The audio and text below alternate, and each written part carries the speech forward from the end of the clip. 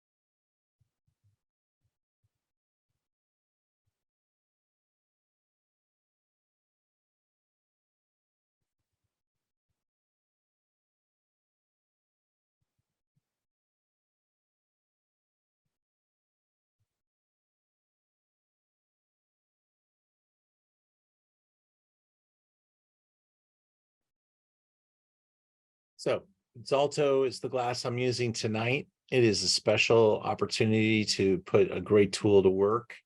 I do believe that, there are times when a $10 glass will be just fine for what you're working on. And if you really want to enjoy that wine at the next highest level, this is a glass that is a little more expensive for sure, but brings a little bit of a sensation to your hand in the way that it feels in the hand.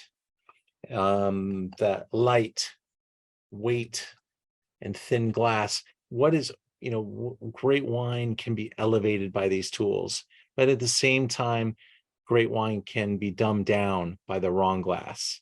So the great winesmith, George Riedel, once said, drink a $10 wine in a $10 glass, but drink a $100 wine in a $100 glass. So I hope you afford yourself an opportunity to drink it out of a great wine glass and see what it can do for you and for the wine. There is a difference. Just the fact that these wines, these glasses are handmade, make them very unique. The thinness of this glass almost allows you to taste this wine from a small sip, a different angle, a different viewpoint, and really get yourself a better look at the wine. I think of it like using a pair of glasses that have very little impact on viewing, to using a microscope. And this is kind of a microscope. It allows you to really analyze the wine in its finest details. Doesn't matter to everybody. It won't. Somebody will drink in a red plastic cup and get just as much pleasure as a wine person might get out of a $100 wine glass. But that doesn't mean that they're tasting the same thing. It's just a different viewpoint, and this is the glass for the passionate. And that's what I'm getting to. Okay. Without beating that to death, let's get into our topicality on Beaujolais. I love Beaujolais, as I said before, and there's a lot to learn. Beaujolais is in the south of France. We're at the very bottom of Burgundy. Beaujolais really kind of is infamous for a couple of things. Back in the 14, 15, 1600s, the Dukes of Burgundy, Philip the Bold, he created laws and rules to protect the region of Burgundy. Said you can plant Chardonnay and Pinot Noir, but you cannot plant Gamay in Burgundy. He banished the grape of Gamay to the metallic soils of Beaujolais. This is one of the defining features of Beaujolais. The soils have metal alloys, nickel and granite and schist, and there's other types of metals as well in the soils of Beaujolais. And he didn't want it to create some bizarre sensation to his Pinot. And so the Gamay grape was sent to Beaujolais, and that is where it thrives. Today, 2023, there are many examples of vineyards that are untrained, untrellised, bushed vines, 120-year-old vines, dry farms. And this is an asset.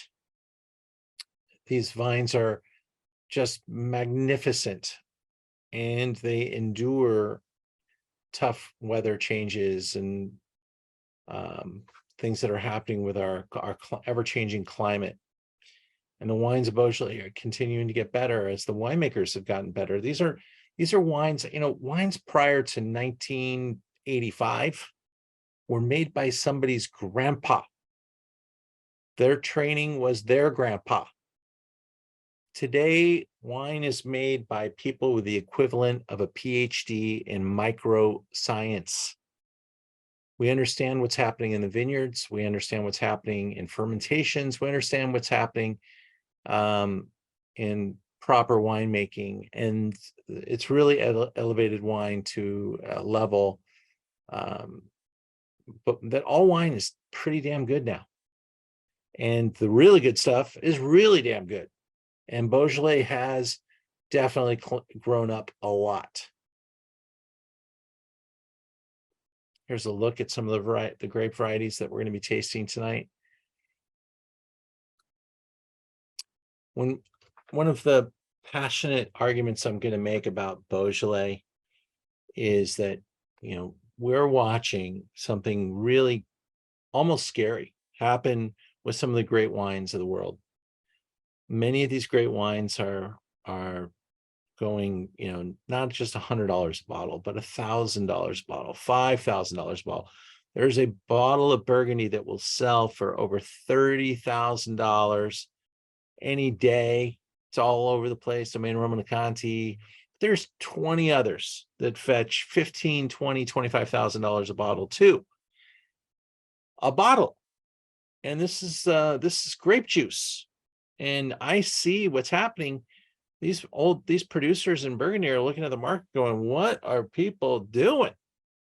And they're opening up their libraries now and selling it at record prices. And they're like cleaning up. They're getting their balance sheets in good shape for the future. But they just can't believe how much the wine prices have gone up.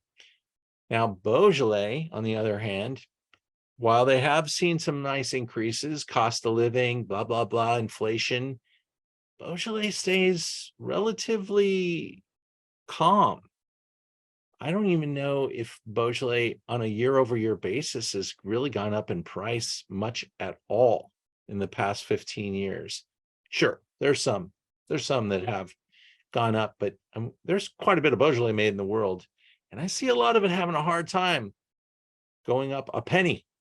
So it is a little bit challenging. Now, it's also a challenge because there was a lot of very bad wine made at a period of time, somewhere around the 1960s. Someone thought it was a good idea, and it probably was, to celebrate Beaujolais, the harvest, the fresh wine of Beaujolais. And they went out and marketed Beaujolais Nouveau.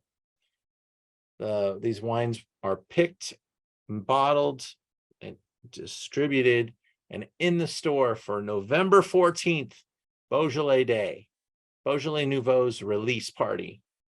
Those wines had tremendous fun, festive events, etc.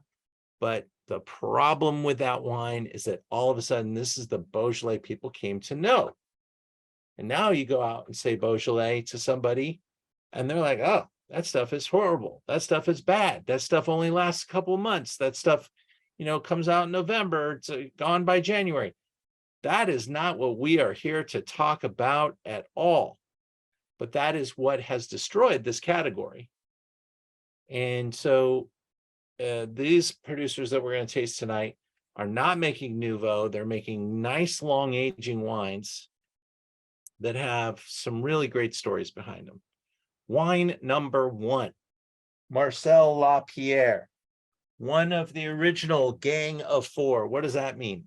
That means many years ago, 4 Beaujolais producers were pointed out. I believe it's Kermit Lynch, who was involved in the importation of these great wines. And he was asked about Beaujolais, and he pointed to these 4 producers as really the top guys.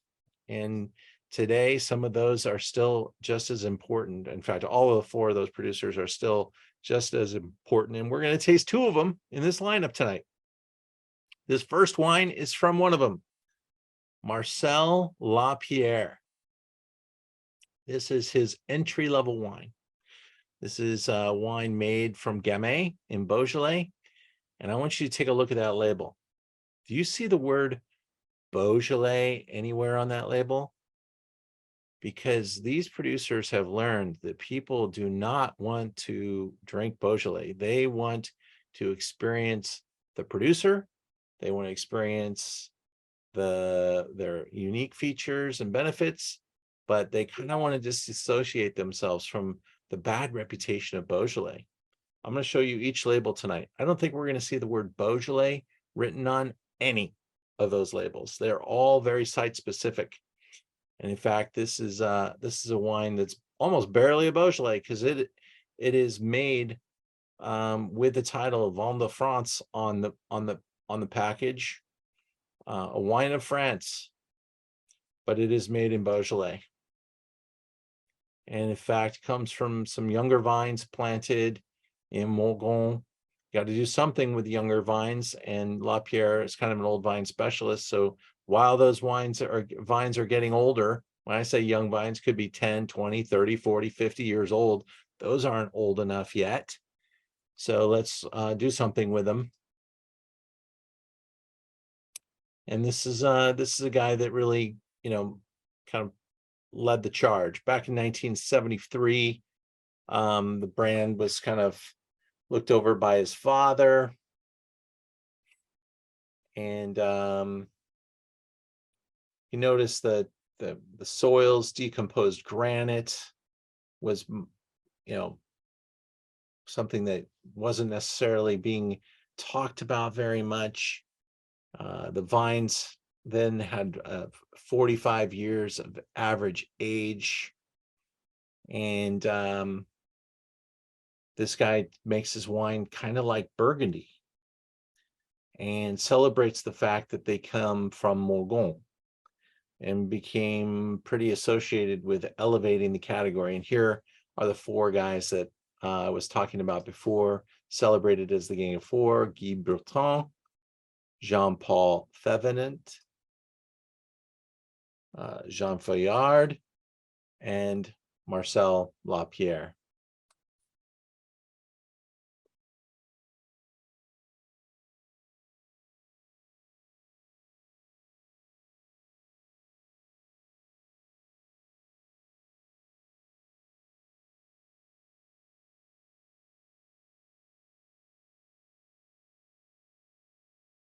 Some great old pictures. Everything in these vines done without machine, hand picking, hand harvesting, animals pulling the sled to turn the soil, to release the moisture, to, they say, plowing the vineyard is like watering the vineyard. Here's the vineyard. Look at this type of cutting it back to a minimal plant size, keeping the yields low, close to the ground. That's what it looks like.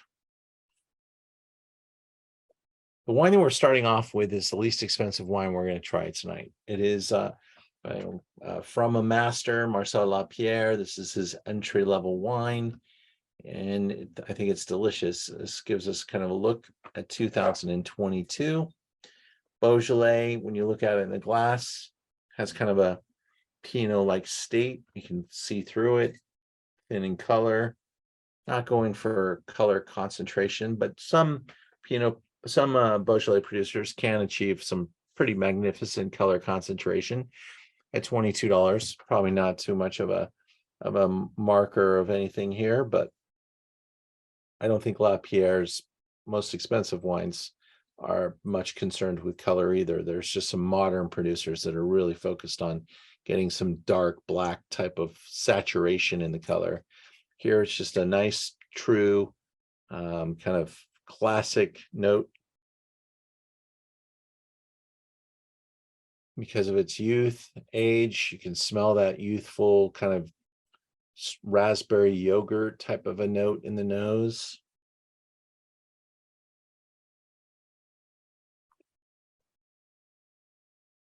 I hope your wines are at a nice temperature. I like Beaujolais pretty cool in the glass.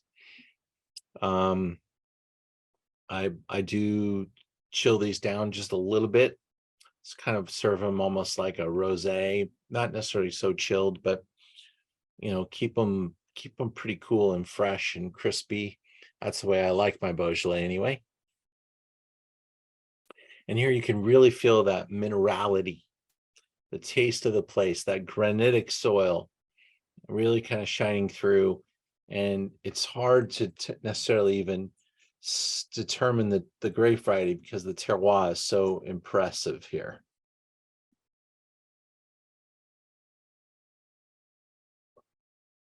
We're talking about using some whole cluster. We're talking about putting those in large uprights, doing some pump overs, getting some stem inclusion involved here. The large producers, and I used to work for one of them, Louis Jadot. They have some amazing state-of-the-art equipment. They do a lot of controlled ferments, and they'll have some of it fermented carbonically, meaning whole cluster, whole berry, and they'll or even just whole berry, no cluster involved at all, just whole berry, and they'll try to capture all the gases in a tank and have the pressure help push on the grapes and keep that berry fermentation going, and all the berries almost burst under the pressure of the ferments that are created, and it releases kind of a note, a smell, if you will, of carbonic maceration that can smell a little banana like, banana bread, banana kind of character. Sometimes you smell that and you can ask, is there any carbonic maceration in this wine? But in general, producers, even Lapierre, is using this whole stem, open top, and isn't necessarily going for the carbonic. There can be elements of carbonic when you're using whole cluster, and using gravity, gases are being captured.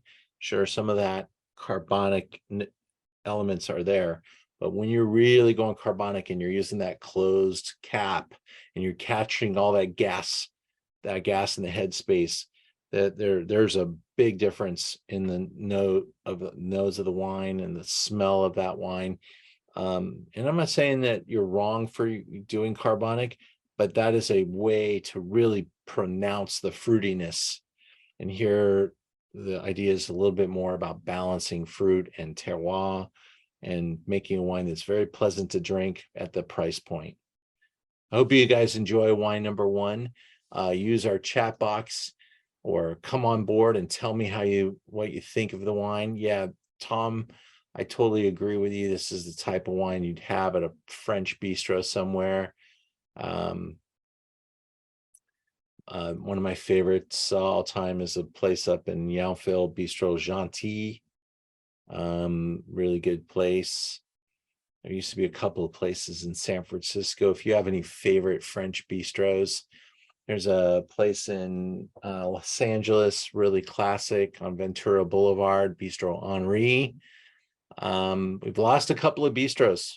The pandemic really hurt that segment of the restaurant industry. A lot of the old timers too were just like unable to keep up. So LA lost a lot of French bistros. If you have any favorites, you can put them in the chat box. I'll add them to the conversation. Does anyone want to ask any questions about our first wine or any comments? And I just have that comment on whether you think this could go a couple of years. Yeah, I think this wine really does kind of toward early consumption. I'm sure that a year or two, this wine will only improve. I've had it in the library maybe 2 or 3 months. Yeah.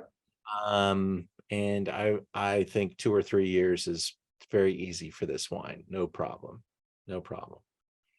And it's the kind of wine that you wouldn't buy and drink while you wait for your higher tier wines to really put on some time.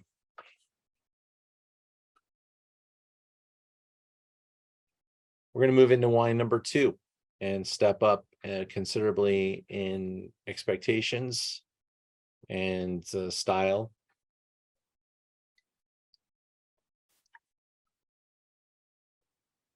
This is Thibin, and this is Côte de Brouilly. Now, when we talk about Beaujolais, again, look at the label. You don't really see any mention of Beaujolais, but what they're selling here is Côte de Brouilly, one of the 10 crus of Beaujolais. So these are site-specific wines that we're going to be tasting today.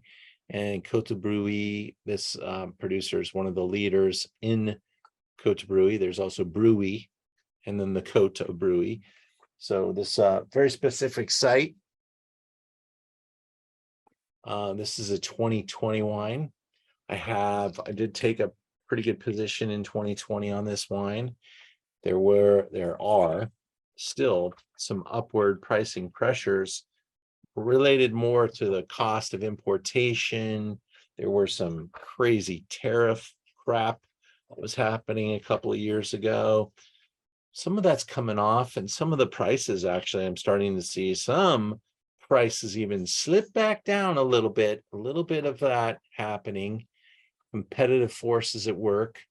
But I was able to buy some 2020 before price increases. We keep this price pretty sharp, and I think you'll enjoy this wine a lot for the price value. You can see on our map here, we're going to taste over in a lot of different areas of Beaujolais. So this map kind of gives you a good idea. But notice if you grow the grapes out here, these are flatlands. Okay, and they can use tractor, and they can farm at high yields. Tractor, and they keep their costs down, and they get high yields, and that's where you're going to get that volume low end wine. Then you start looking at the Beaujolais Village appellation right here. So by the way, the wines down here can only be called Beaujolais or Beaujolais Nouveau.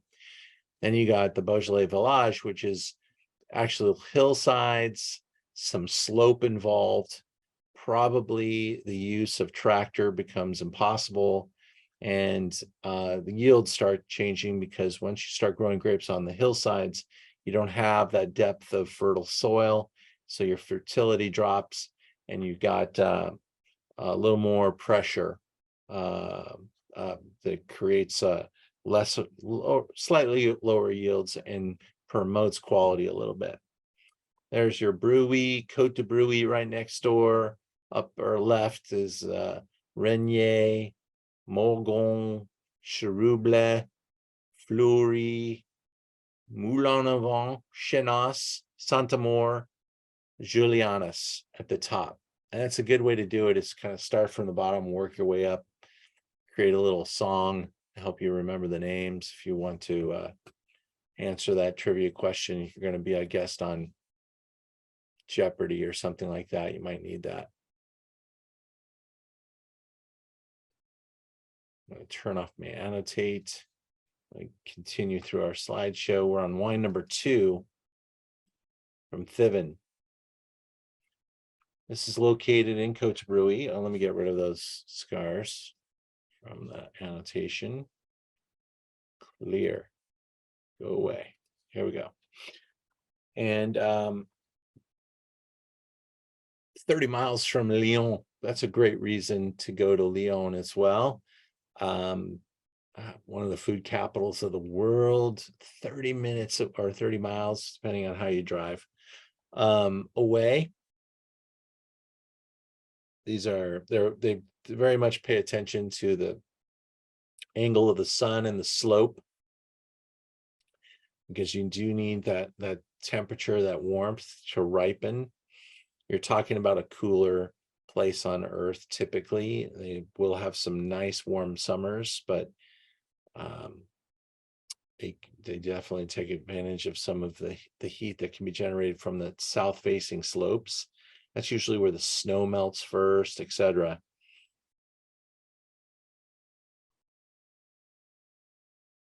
All these sites that they have are separate ferments. These are not large ferments. They're whole cluster, all the fruit on one rachis going into the fermentation vessel. And they tend to use large oak foudre for aging on these wines.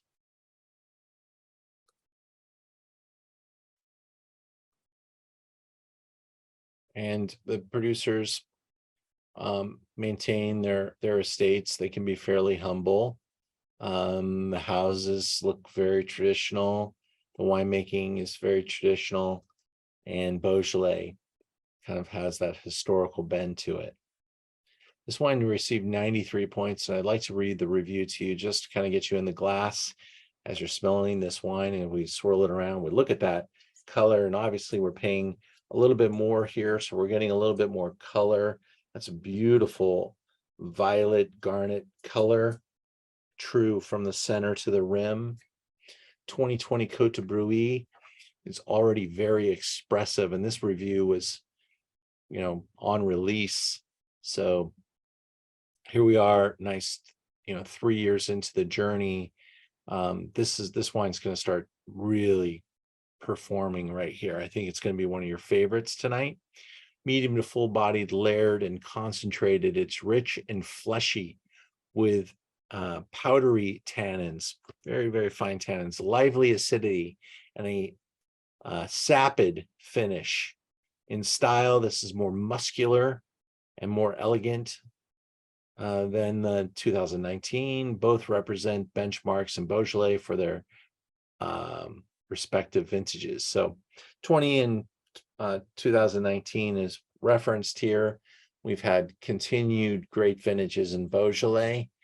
Everyone will pick their different favorites, but 21, 22, everything's looking pretty good in Beaujolais. 21 being a smaller yield vintage, probably with slightly elevated acidity, but smaller yields.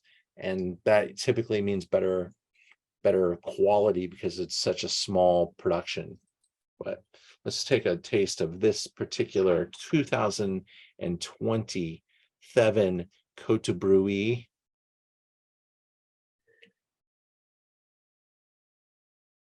Cassis, blueberry, violets, plum, blackberry. Century-old vines. Check that vineyard out. Beautiful. Right out of a poem.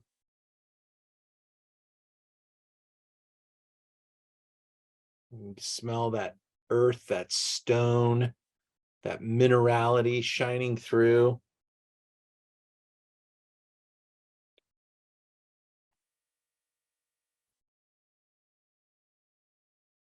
I want to check and see where we're at, but I will say I tasted a lot of wine today with some great producers coming in. I mean, top guys.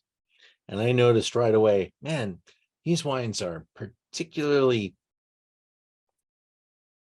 not showing their fruitiness today. And that's because it is a leaf day in the biodynamic calendar. Believe it or not, it does matter.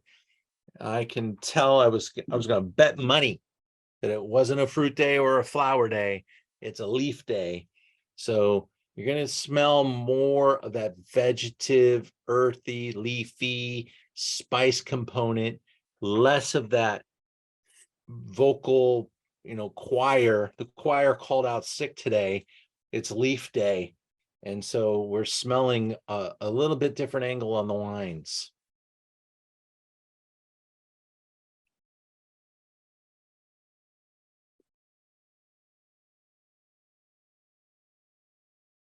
I don't know about you, but I love this wine. I love that acidity is just rocking my palate, cleansing my palate. And I got the temperature just nailed in, just perfect, nice and cool. And it just presents that minerality, that fruit, that balance, that purity. This is a Beaujolais Gamay made by a master. Large oak foudre right here. These slow everything down. And we're talking 9 months, 10 months in a container like this. Some wines, like a Barolo or a Brunello might need 2 years in something like this. This is a softer side of life. This is something to have with your, I don't know if you guys know, but I when I was young, I started my own sandwich shop. And I was really trying to do something creative. I was I dropped out of culinary school. I got my 4-year degree in hotel school and found out that people that don't get into a 4 years college go to culinary school. I found out the hard way. So I got into the culinary school, and these guys couldn't convert teaspoons to cups. And I was just frustrated. So I left and I joined my family. At this time, I was living in upstate New York in Albany, and I created a sandwich shop based on rotisserie chicken. And I still think it's the greatest idea possible, but we had to do it on paper thin budgets, and the opportunity to sell the shop came around pretty fast, and my family took that off ramp. So I went on and did something else called learnaboutwine.com. But at the time, I was super pumped because Albany was only about 2 hours away from a town outside of Boston where they made this amazing lavash. It was like stretchy, like polyester pullover tights. And you could stretch this lavash out. You lay that puppy down. Super. Oh, by the way, take the pita and you tear it in half. And it was a Lebanese family that made it, and they were very proud. And this was just the most beautiful lavash, super soft, chewy, almost like a tortilla, but a little stretchier. Lay that thing down, put some cranberry sauce, some mayo. I like mayo with the cranberry sauce, and some mustard, some stuffing, some turkey, and a little slaw that I made from celery. And I rolled that sandwich up, and I sold a ton of these sandwiches. That was the turkey version. I also did it with rotisserie chicken, spicy peppers, cheese. It was called Seattle Joe's, and it was a celebration of Seattle, because my family wanted me to come up with a concept. And my uncle Mo lived in Seattle, and he was just a letter away. So I referred to the coffee of Seattle, Joe, cup of Joe, Uncle Mo. I changed it to Uncle Joe for the story. So Seattle Joe's coffee, and my uncle, he would take me to Pike Place Market. We'd have some sandwiches, some lunch on the ocean, have this amazing meal. And so I created this concept, and we used all the rock band sandwich names. We had the Nirvana, the Pearl Jam, the Soundgarden vegetarian sandwich. But the concept went really well. We had lines out the door when the owners of my family were the very first Ben and Jerry's franchisers in upstate New York. And Ben and Jerry's came in, saw what we were doing, and bought the idea from my family. And I was notified that I was out of a job basically when that happened. But I created the whole damn thing. Very proud of it. The sandwiches were amazing, and I smell this Beaujolais, and I wish I had my Thanksgiving feast sandwich from Seattle Sub and Pita Company, Seattle Joe's in Albany, New York, with this glass of wine.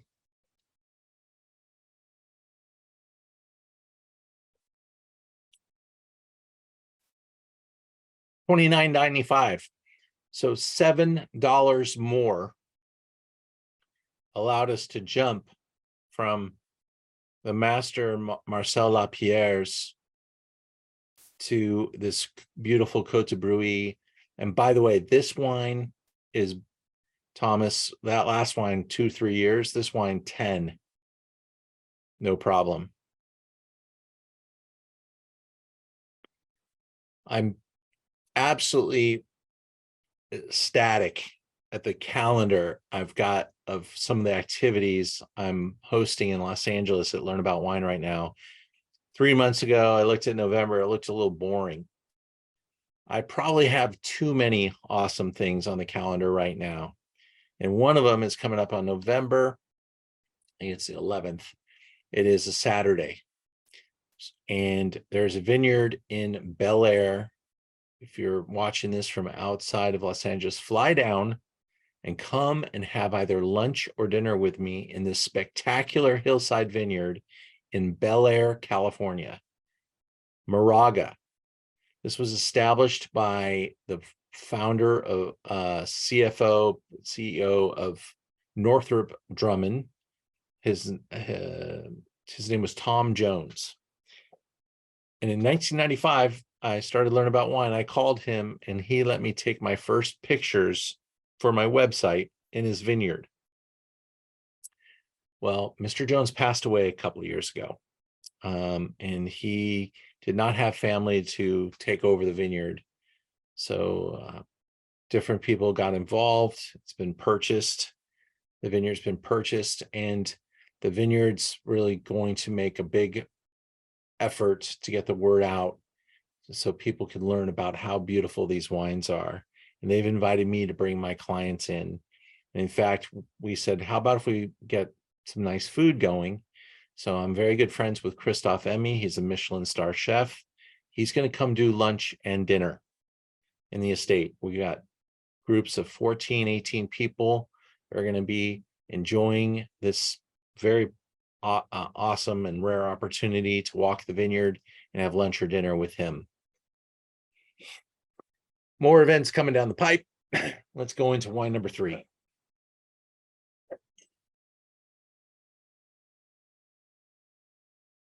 One of the gang of 4 that we mentioned before, Jean Fayard. I get a call from my wine broker that sells me these wines from Kermit Lynch, and I work really hard. I buy some nice wines from Kermit Lynch, and if you do a good job buying some Kermit Lynch wines, they call you and say, Ian, your allocation of Jean Fayard is increased. Would you like a few more bottles? Well, a couple of years ago, I get 3 bottles. Then I get 6. Then I get 12. I think I'm up to 20, maybe 30 bottles of Fayard a year. So these are pretty special. I was really impressed when I opened up this wine. Now, these wines tend to be released a little bit later. They're made to age. They're made to impress. They carry bigger price points. I am tasting in a slightly different order than some people may choose to taste these wines in. This number 3 wine and number 4 wine are going to be a little bigger than any of the others. A little more expensive, a little more of this, a little more of that. But I wanted to taste them at this juncture. I'll talk about why when we get there. These are Morgon. And these are also really nice old vines. Got great packaging on it.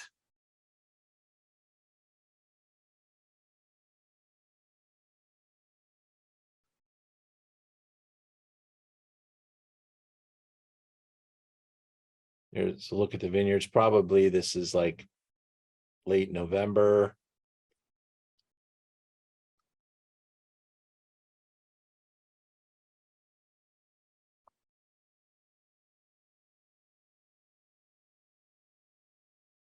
Wines are hauntingly aromatic, bold yet subtle, and have great structure and mineral-driven components.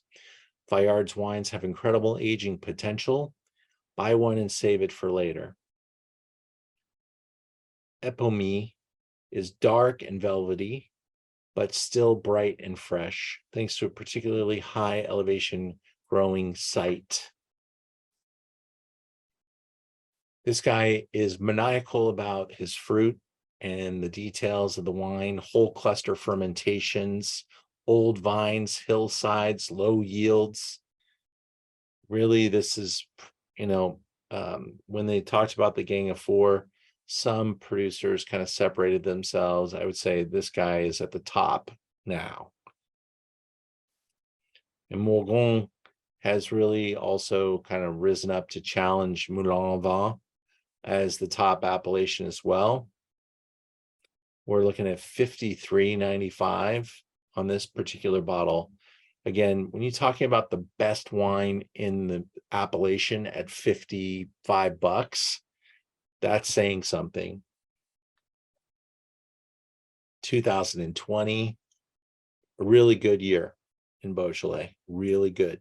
very hot, very warm, drought-like conditions, low yields, small productions, amplified quality. Smell that thing. It is magnificent. It's got, you can tell the stem involved here. You can smell some of those, that leafy, stemmy kind of prepares your mouth for this wild ride with all these different leaf components, mulchy components, thyme, rosemary, all really unique type of things start to happen with that stem inclusion. And we're looking at a wine, gosh, 10 years would be easy for this wine.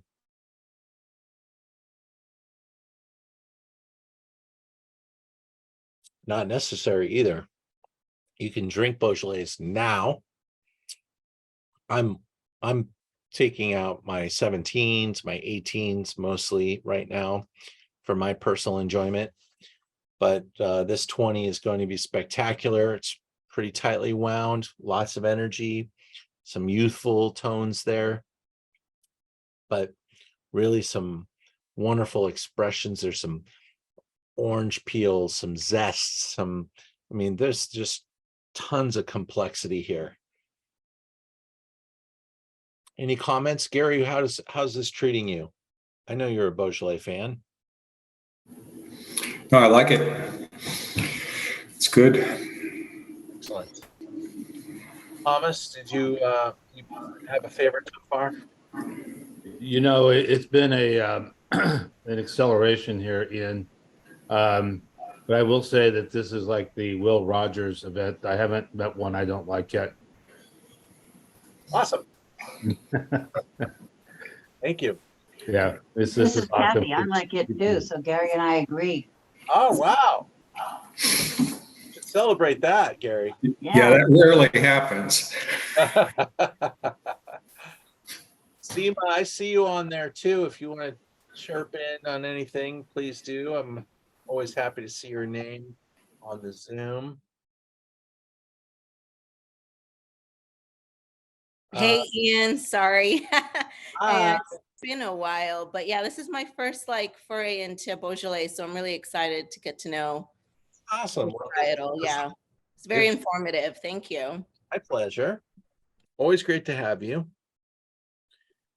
The one thing about these wines that these are pure Gamay, and they're very site specific, producer specific. So it's a real high art, these wines. And I will tell you too, I take people on trips. We go to some fantastic restaurants along the way. I've taken people to Napa. The French Laundry is always a big attraction on that trip.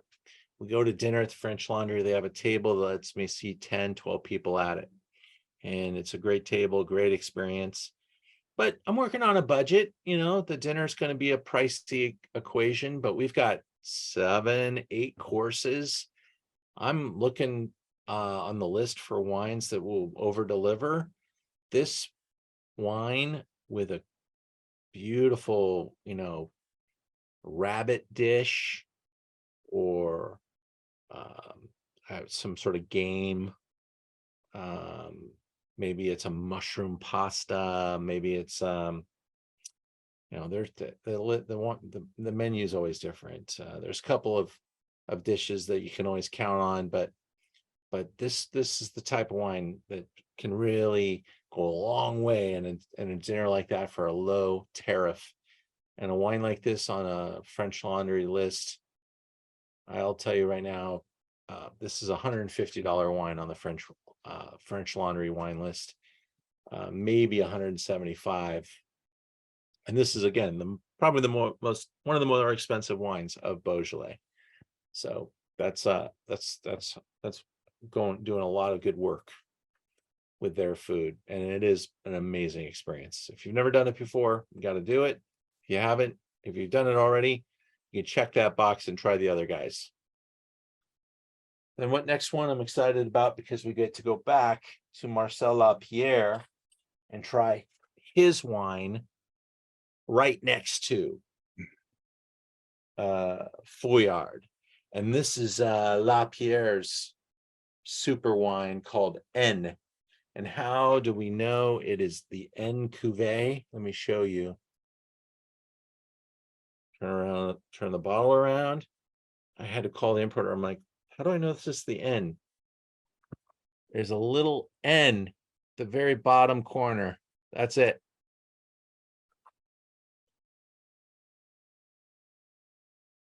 Hmm. So, La Pierre N, let's go. Wow.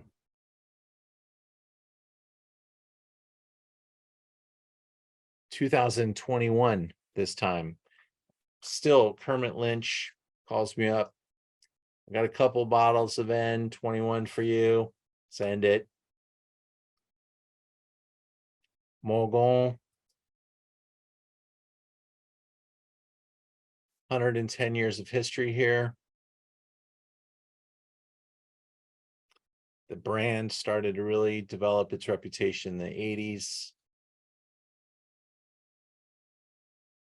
The kids are taking over after Mr. Lapierre passed away. But the families here in this part of the world, the families are taking their parents' reputations up.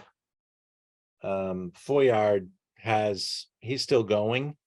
So his son started his own brand, and I carry that also. A really, really great wine.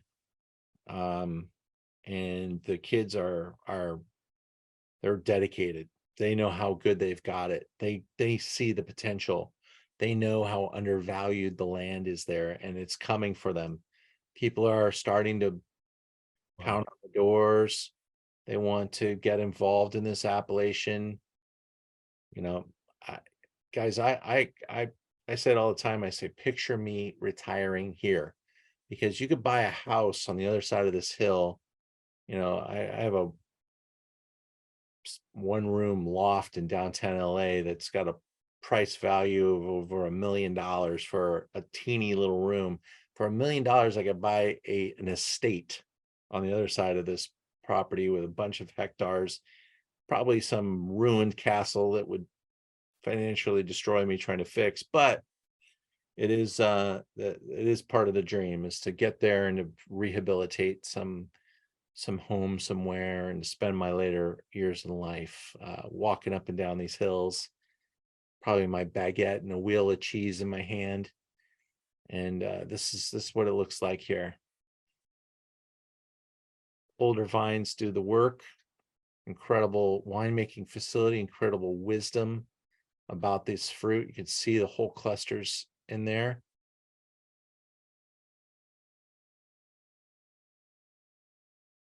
Partial carbonic with native fermentations. So they just let things go crazy in there and they don't disturb it. And they literally take the bottom of the tank, they open up the knob and they let the tank drain into the equivalent of a what you might use to water your rose bushes, like that type of a thing. They fill that up and pour the wine over the top, keeping things moist and wet and circulating things, but no super high pressure. And they let things happen from the pressure that's created by the weight of that fruit. And then they're going to take it out of those wood uprights and put it in old neutral wood barrels. And all that fruit's coming from sites like this. And each village has got a little different composition of the soil, certainly granite throughout, but some have more sand. And in here you can certainly see some of that type of sandy soils.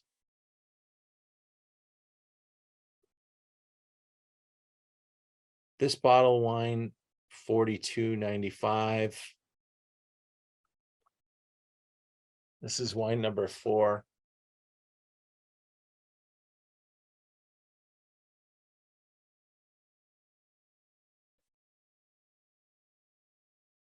Any comments?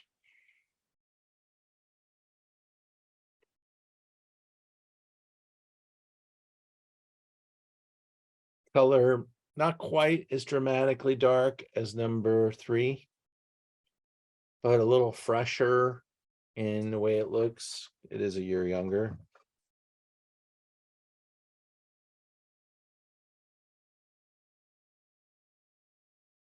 And that smells like a bourbon old fashioned almost. It's got like this, where you took what is that tool called to smash down your orange, your cherry, mash that into a cup before you pour brandy or bourbon on top.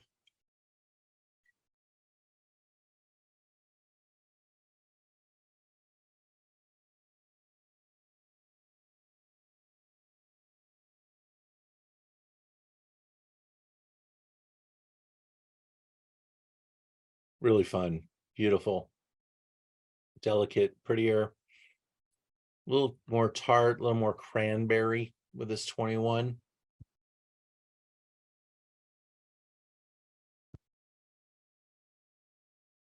Kind of dances a little bit. Pretty nice. Oh, where's it go? We move to wine number 5, and I'm going to get us into Moulin Avant now. And I was very fortunate to work for these guys. The House of Jadot, very historic house in Burgundy, purchased one, maybe the best property in Beaujolais while I was working at Co-Brand. Co-Brand, that's Rudy Koff Brands, now owned by his daughters, bought 51% or more of Louis Jadot, and it's owned by a couple of sisters who live in New Jersey, an American-owned business.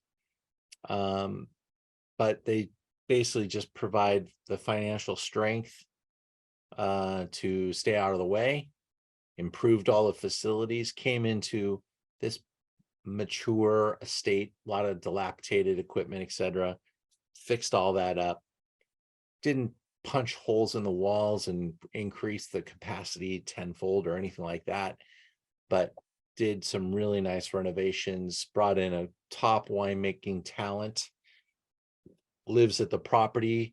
They have different winemaking teams at Louis Jadot Burgundy and a different winemaker at Chateau de Jacques.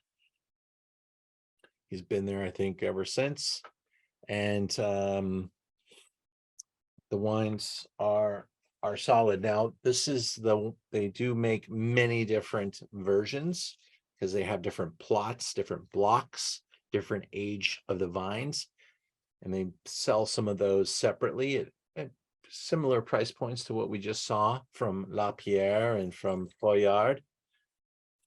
But this is the wine that they make they aggregate together some of their vineyards, and this is the ambassador wine.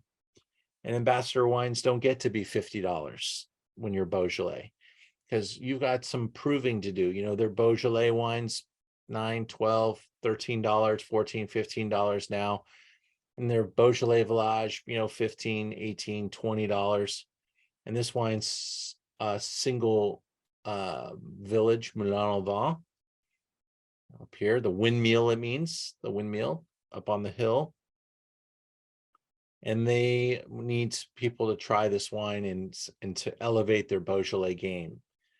Jadot owns some really important vineyards. One of them is called Chateau de Jacques. What is it called? Gevrey Chambertin, Clos Saint-Jacques. That's it.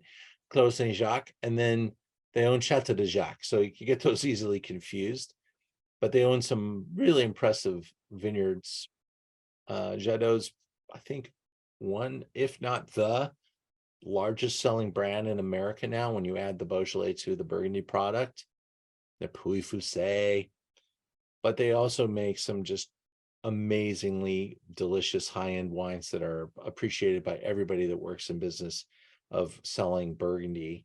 This is not a big destroyer of categories. They actually add value to the category, bringing people into Beaujolais, bringing people into Burgundy. Look at this facility they built for Burgundy. This is like a winemaker's dream. Circular, because the winemaker who invented this facility is named Jacques Lardier, 2 PhDs, and he stands in the middle like an orchestra conductor. And he believes in the power of the circle of the energy. The grape is round, the barrel is round, the room is round. And that's how he operates. He is really into a lot of Rudolf Steiner and biodynamic type of stuff. He was talking about that his whole existence, 40 years as winemaker at Jadot. He's still on the panel, board of directors, but he's in retirement now and lives in Oregon. Is helping out with the Oregon project. They brought that type of investment and tools and equipment to Chateau de Jacques. They fixed it up. Parker's review: aromas of blackberries, violets, candied peel, spices, and we're able to taste the 18 today. I bought a very large chunk of 18. I believe these wines age very nicely. Let's see how this wine's doing. Look at that color. It's wonderful.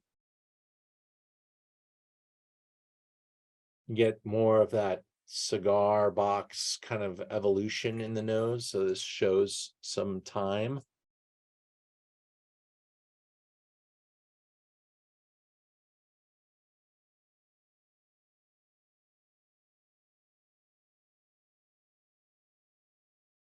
I think the mouth is beautiful, creamy. It's got those super fine powdery tannins. Still very much in the game. It's got, does have some of that complexity that develops with time and bottle. Smells a little bit like a fine leather bound library.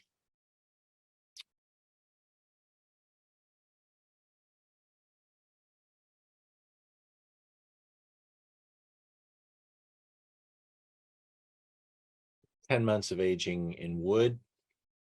We used to play a game with the top somms. We'd put this wine at a teaser of a price in the same lineup with the multi-$100 bottles of the best wines from the lineup, and let people guess which vineyard. And people are guessing, oh, that's Clos d'Ursouls, and that's Von Romane, blah blah blah, and we pull it out, and it's always the Beaujolais wine. They're like, I can't believe that's Beaujolais, because it has so much Burgundy to it. It's so Burgundy like, and it is Burgundy, but it's made from Gamay,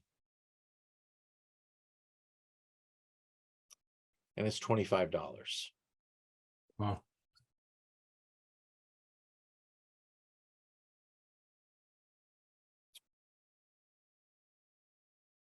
Hard to beat that on a day-to-day basis. Really fun wine.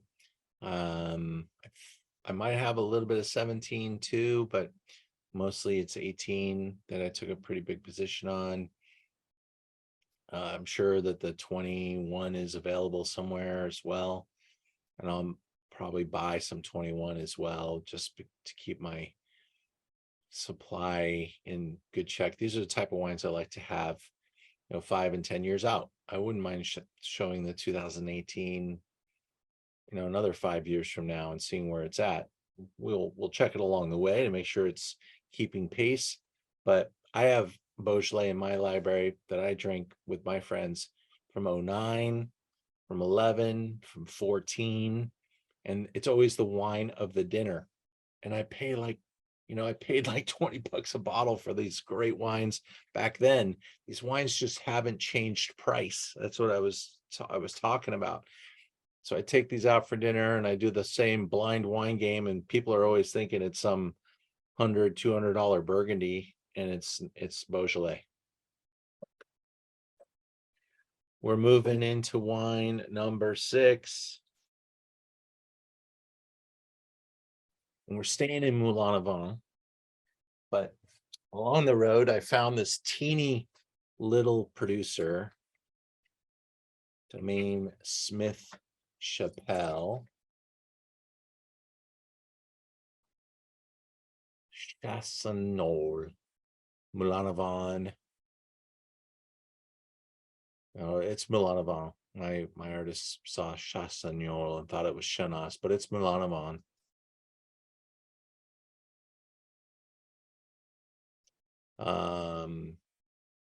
Newer producer, new energy, brought it on, but they really wanted to do something very natural, very low sulfur. And they made wines from different appellations. They make wines, they're still out there. Fleury, Charouble, Moulin à Vent.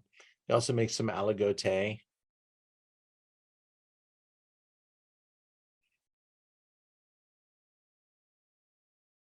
Old vines. These are untrained, untrellised bush vines. Lots of work, steep hills.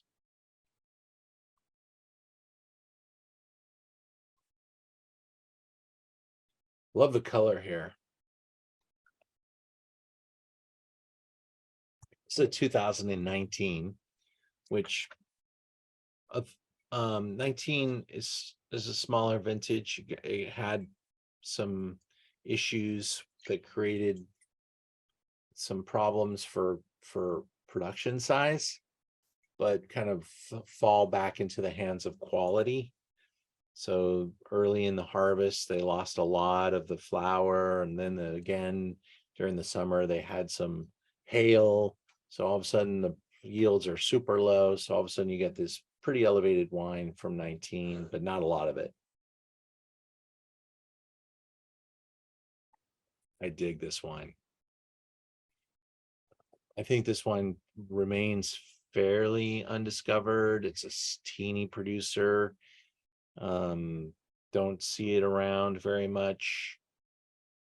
It's very unique. They're using, the large, these are fairly large fermentation vessels. And then spend some time in some wood. But $29.95 delivers this little wine. Super simple label. Low carbon footprint winery. They're doing things in a very natural way. Low sulfur additions.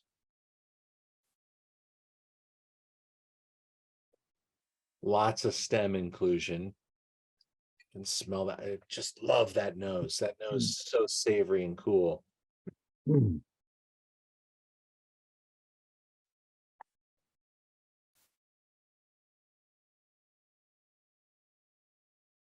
On opening, this wine almost has a little bit of a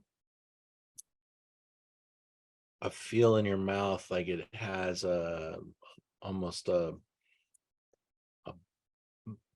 fermenting element to it. It's got kind of a bubble on it. I think in my little jar over 2 days, that's kind of faded back a little bit, and it's got a little more broad, and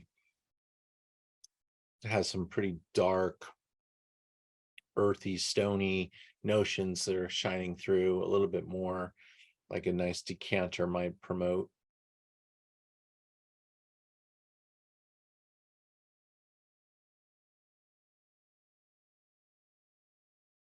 Beef bourguignon. That's a good idea. Hope you enjoyed the wine lineup. I've got another fun event I just want to talk about for a second. Come down to LA, Beverly Hills, Four Seasons. They've got a fantastic Italian restaurant there called Colina, and we use their outdoor space, and we've got 10 different wineries. They've got a pizza oven. They do unlimited pizza, unlimited wine tasting, and I've got some DJ friends that come out and play music. It's a nice social atmosphere. Tickets are only $75 in advance. You can come out and $75 doesn't go very far at the Four Seasons, but you get unlimited pizza, unlimited wine tasting, and a night like this, and it's just a great gathering. I encourage people to dress up and have fun, look good, got some great photos. Next week we're going to do the same thing that we're doing tonight on Beaujolais. We're doing that on Bordeaux, and I do have a couple of kits remaining for sale, but once those kits are gone, that event will be closed. The wine lineup for next week is sensational. We go from, I don't know, $15, $20 Bordeaux to $200 Bordeaux. So check out the wine lineup next week. We cover a lot of ground about Bordeaux, and we're using the Bordeaux Zalto glass if you choose to pay for that. It is a beautiful glass and will elevate your game. You'll love the glass. You could use it for everything. We sell Zaltos until they're gone. I get an annual allocation. They just came in a few weeks ago, so I'm in stock on all the glassware right now. I got Burgundies, Bordeaux's, and the generic glass, and they're really fun. Nice gift as well. I think I saw some questions in there I need to ask. Ian, a question for you. Are there any what I would call reputable producers in Beaujolais that do wines from 6, 8 of the different regions, anything like that? So you could have a Cherobe or a Saint-Amour as well as a Côte de Brouilly and a Moulin Avant. Yeah, I think the producers at the highest end of the game though tend to be pretty Village oriented, yeah. like one village or two. Yeah. The larger producers, Jadot makes multiple, but they're not making all 10. But I bet you, as you go down into some of the negotiant houses, they'll do that. They'll make all 10. I don't know of anybody at the top of the food chain that represents more than 1 or 2 villages. Yeah. Okay. Tend to be very much about farming their land and getting it into the bottle and doing it all right there at their property. The negociant can go out and just buy wine, and yeah, it would be kind of interesting to see if there are any particular characteristics that are, I always thought of the more north of Beaujolais to be maybe more feminine, more elegant than the south, the Côte de Brie being heavier or whatever. But it's really hard to say when you also have the variations of winemaker and so on. Yeah, and the problem for a place like Fleury is there, and I know that there's somebody out there that knows that Fleury's got one producer that makes the wine just as good as anybody in Morgon. I don't know who that is, but they're probably there. And if you travel to Beaujolais, you'll find that there is like or 2 or 3 producers in each town that kind of own the quality level. A producer like George Duboeuf will be, comprehensive, and it was a good business many years ago, but is increasingly declining that negociant style, and it's all about now the grower producers, and they're taking it from here. Interesting. Yeah. Well, thanks for the lineup. These were really good. And if anybody's on the fence about a Zalto glass, I have my Burgundy glass tonight and my Bordeaux glass for next week, and they're really worth it. So thanks for making that happen. Thank you. Yeah.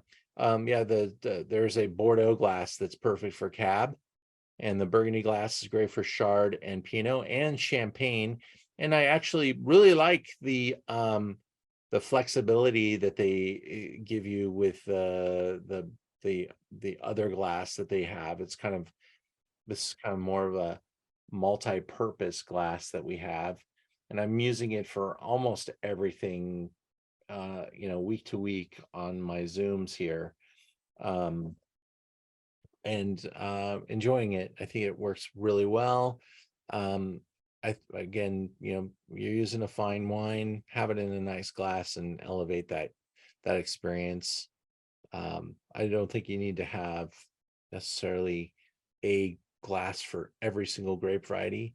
but there's the Burgundy glass gives you a nice opportunity for Champagne, Chardonnay, Pinot Noir. The Bordeaux glass gives you a good chance for Sauvignon Blanc and Bordeaux. By the way, Burgundy is Pinot Noir. So, there you covered a large amount of ground.